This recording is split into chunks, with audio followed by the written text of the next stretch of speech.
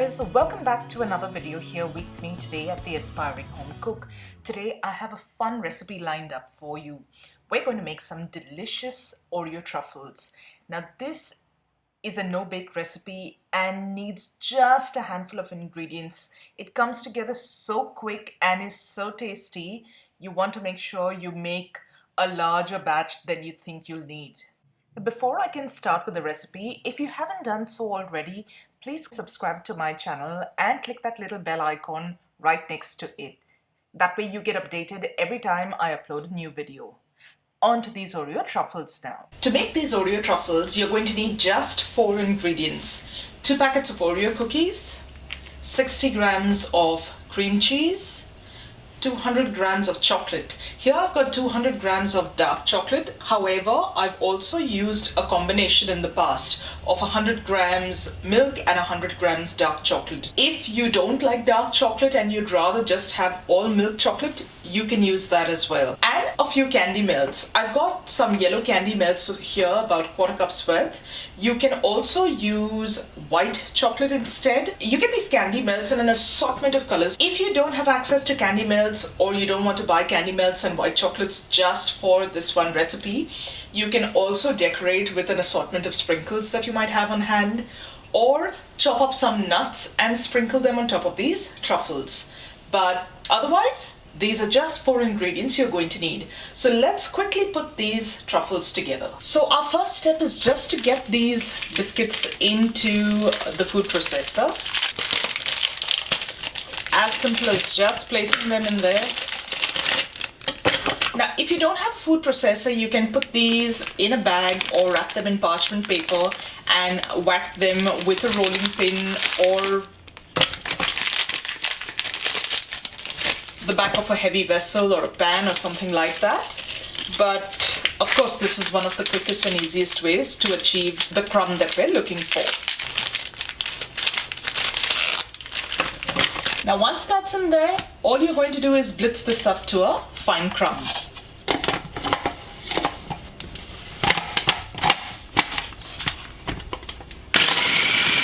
And in about less than 30 seconds, you are left with this beautiful fine crumb, and that's exactly what we're looking for. The next stage couldn't be any simpler. I'm just going to pop these cookie crumbs into a bowl carefully. And you're going to add in your cream cheese. It helps if the cream cheese is closer to room temperature. You don't want it to melt, but you just don't want it frozen cold. And once that's done, using clean hands, you're going to mix that through.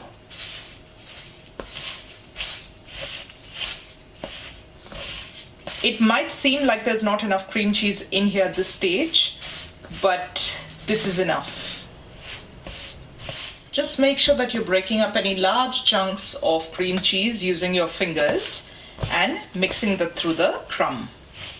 And your mix is ready. Most of the biggest pieces of cream cheese have broken up.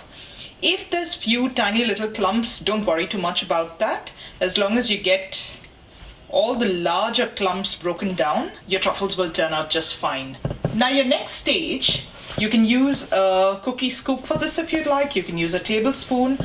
I just like to grab little portions of the crumb mixture.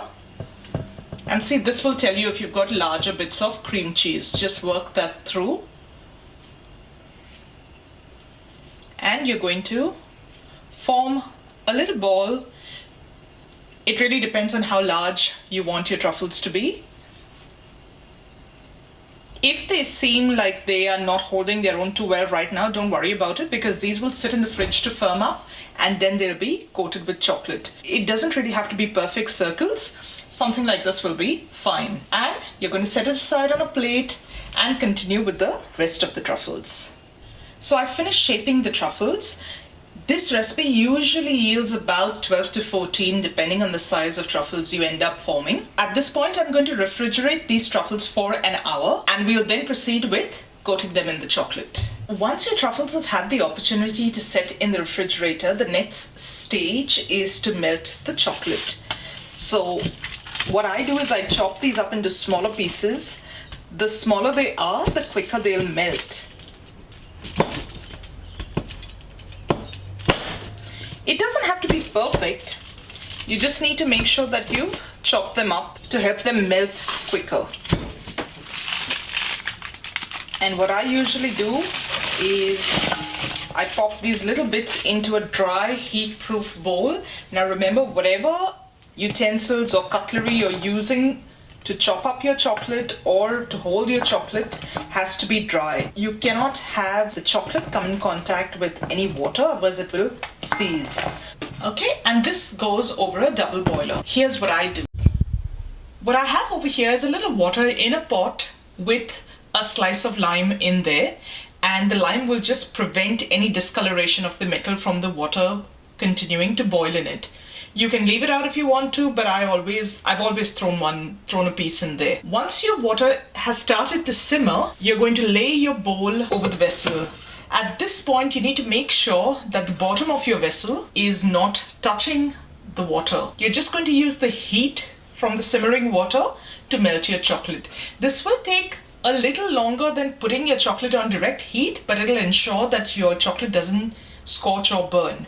And you're going to leave it there till it melts down. Once it has started to melt, you might just want to stir it up a couple of times. If you're using candy melts or white chocolate, you're going to get another bowl and repeat the process with those as well. Now the next stage is fairly simple. You've got your Oreo truffles that have just come out of the refrigerator. You've got your chocolate that's been melted. You've got a nice, luscious, molten chocolate here. All you need to do is line a cookie tray, a plate, a platter, whatever you've got on hand with some parchment paper or baking paper. And then one at a time, you're going to dunk these little truffles in there. Just toss them around a little bit to make sure that they're fully coated. And then using a fork, lift it up and make sure that all the excess drips off.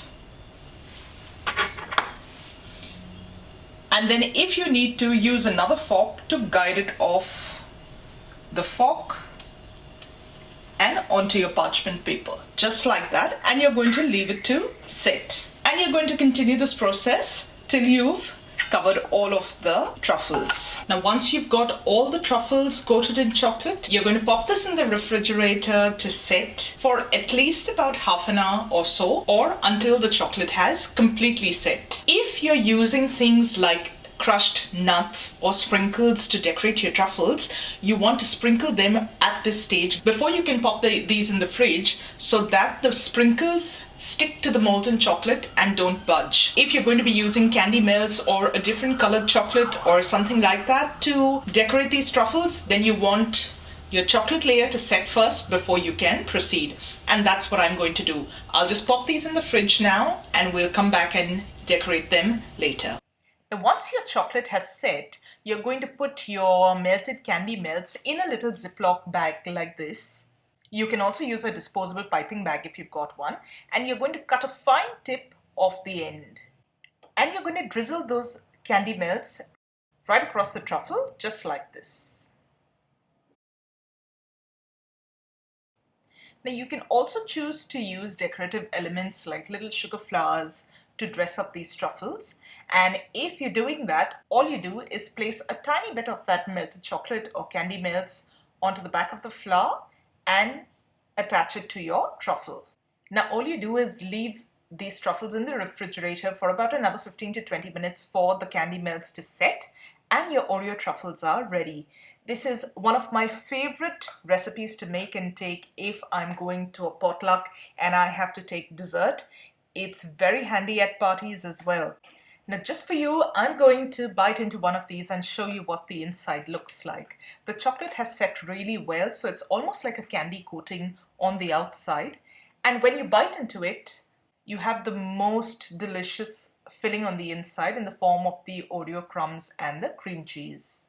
I hope you enjoyed today's recipe. If you did, don't forget to give this video a thumbs up and share it with family and friends.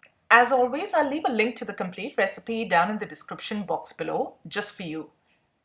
Thank you so much for watching today, guys. I'm going to see you really soon with another delicious recipe. So till then, take care. Bye.